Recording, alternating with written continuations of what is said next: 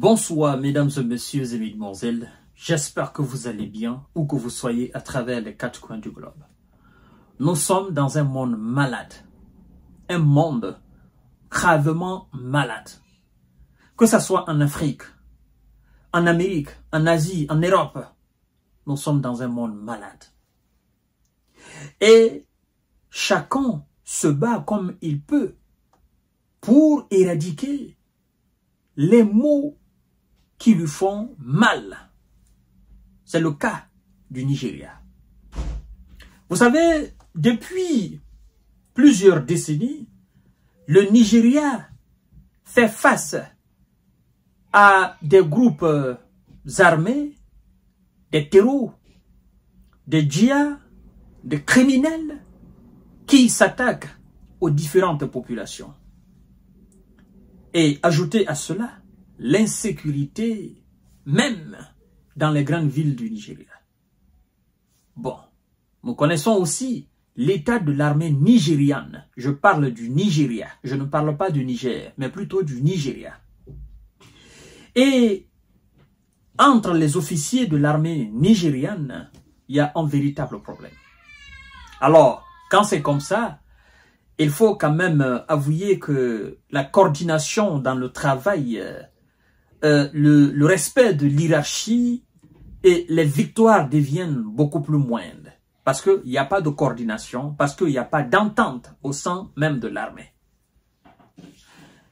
C'est à l'est de Borno, dans un état au Nigeria, que les terreaux et l'armée républicaine ont livré une véritable bataille, mesdames et messieurs et mesdemoiselles. Une véritable. Ça tirait dans tous les sens. Ah oui, du côté des terreaux, on nous apprend que 70 ont été envoyés au repos définitif, des commandants aussi d'unités de terreaux. Et malheureusement, du côté de l'armée nigériane, l'état-major, le ministère de la Défense nous informe aussi que 22 soldats nigérians ont été envoyés au repos définitif, dont des commandants aussi de l'armée. Voyons voir dans les détails. L'heure est grave, mesdames et messieurs. Pour M. Bola Tinubu, l'heure est grave. Et voilà pourquoi nous disons, je ne parle même pas encore de l'Afrique, parce que c'est une question de l'unité, n'est-ce pas, d'unité Afrique. C'est une question épineuse. Parce qu'il y a des gens en Afrique qui ne se considèrent pas comme africains. Eux, ils se considèrent comme des Européens. Donc, pour créer une véritable unité avec un véritable et unique gouvernement, c'est très difficile pour toute l'Afrique. Je vous parle de l'Afrique de l'Ouest.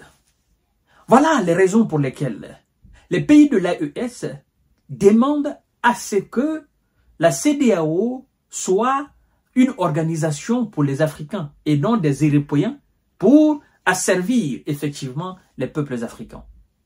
Et donc, face à cette insistance de la part des dirigeants de la CEDEAO de continuer dans cette organisation moribonde, les dirigeants de l'AES ont pris leur clic et clac, ils sont sortis et ils ont créé une alliance. Et aujourd'hui, c'est une alliance qui domine les ennemis, n'est-ce pas, du Mali, du Niger et du Burkina Faso. Mesdames et messieurs et mesdemoiselles, partagez la vidéo dans tous les groupes possibles. Continuez à vous abonner à ma chaîne YouTube Kanté J-Visionnaire le vrai. Activez la cloche de notification pour ne plus rater mes émissions. Effectivement aussi, continuez à vous abonner à ma page Facebook Le Géopolitologue. L'armée nigériane a éliminé plus de 70 terreaux dans le nord-est du pays. Plus de 70 terreaux ont été neutralisés dans l'est de Borno au cours d'une opération menée par l'armée nigériane selon le ministère de la Défense nigériane. Oui, 70 terreaux. Au cours de cette opération, menée par l'État de Borno, a annoncé un porte-parole au ministère de la Défense. Il dit, je cite, mesdames et messieurs, écoutez très bien. Les troupes ont eu plusieurs affrontements avec les terreaux lors d'opérations de nettoyage, ce qui a permis d'envoyer plus de 70 terreaux au repos définitif, dont 3 grands commandants terreaux, renommés internationaux. 3 grands commandos terreaux de renommée internationale. Parce que ces gens-là, ils sévissent effectivement dans plusieurs pays.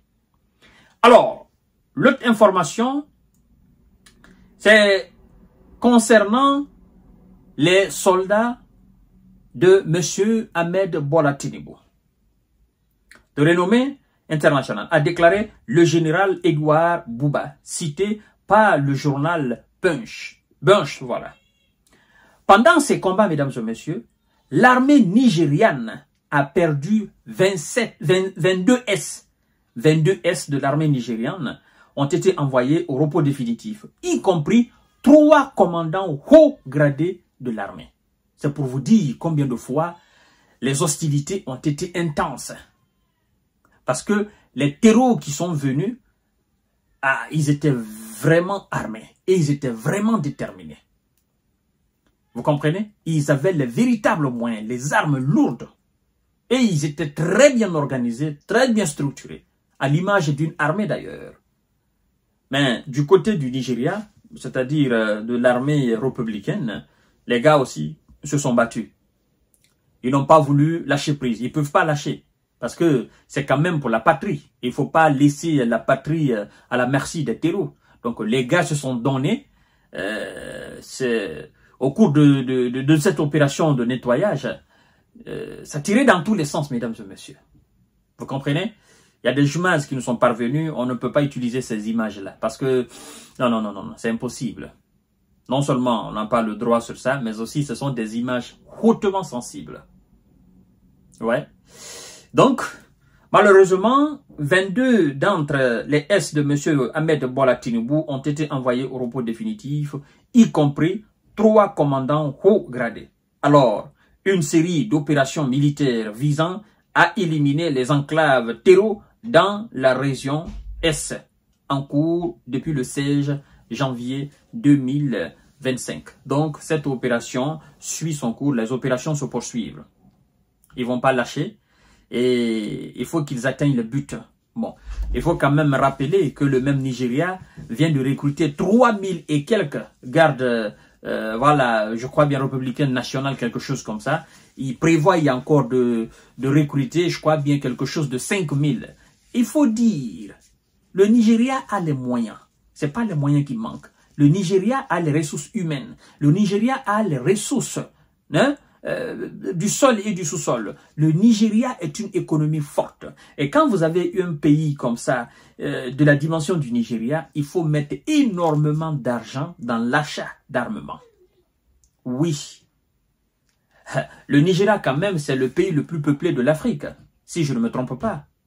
Oui, avec plus de 200 et quelques millions d'habitants. Si je ne me trompe pas, c'est le pays le plus peuplé de l'Afrique.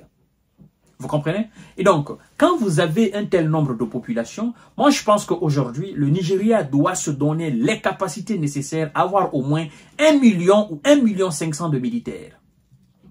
Je dis bien 1 million et 1,5 million de militaires. Le Nigeria exploite le pétrole. Le Nigeria a énormément d'argent. C'est l'une des économies les plus fortes de l'Afrique. Pour ne pas dire la plus forte. Le Nigeria figure, je crois bien, parmi les 3 économies les plus fortes du continent africain. Donc, quand vous êtes un pays comme ça, vous ne devez pas jouer à votre défense parce que ça nuit effectivement à l'image du pays. Bon, des investisseurs veulent venir, mais il y a l'insécurité au pays. Et quand c'est comme ça, les gens ont peur. Mais je comprends aussi, les terreaux et leurs maîtres, eux aussi, ils profitent de l'instabilité, n'est-ce pas, dans ce pays richissime pour exploiter frauduleusement aussi les ressources du sol et du sous-sol.